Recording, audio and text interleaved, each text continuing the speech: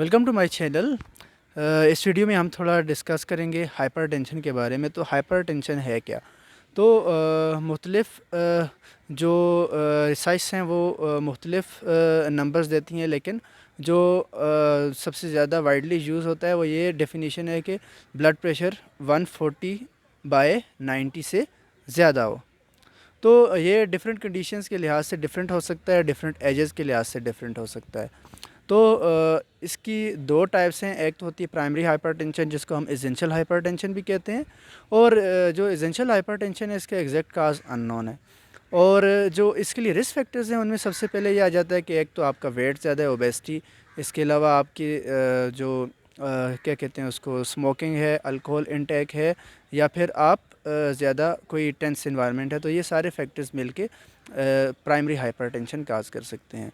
तो secondary hypertension के लिए क्या है? सेकेंडरी हाइपरटेंशन वो हाइपरटेंशन जो कि किसी जो बीमारी है उसके बाद डेवलप हो। फॉर एग्जांपल आपको कोई किडनी का डिसऑर्डर है, कोई हार्ट प्रॉब्लम है, तो या फिर कोई आपको फियोक्रोमोसाइटोमा एक कंडीशन होती है जिसमें आपका एड्रेनालिन ज़्यादा रिलीज़ हो रहा होता है।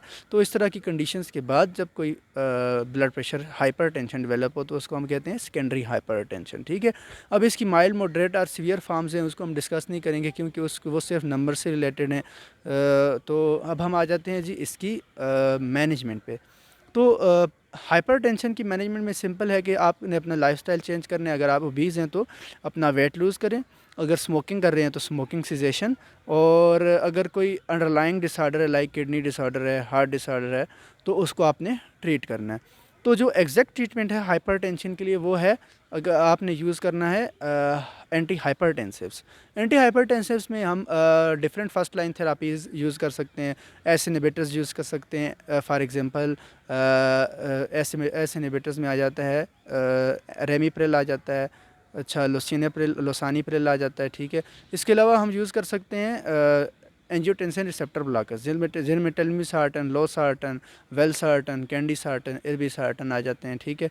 इसके अलावा हम कैल्शियम चैनल ब्लॉकर्स इस्तेमाल कर सकते हैं, जिसमें दो कैटेगरीज हैं, डाईहाइड्रोपायरिडीन्स और नॉन डाईहाइड्रोपायरिडीन्स।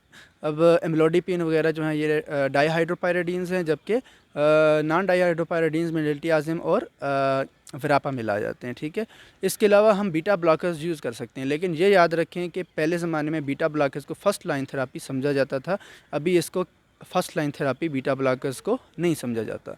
इसके अलावा हम वेज़ोडाइलेटर्स भी यूज़ कर सकते हैं। So this is all about hypertension. Thank you for watching.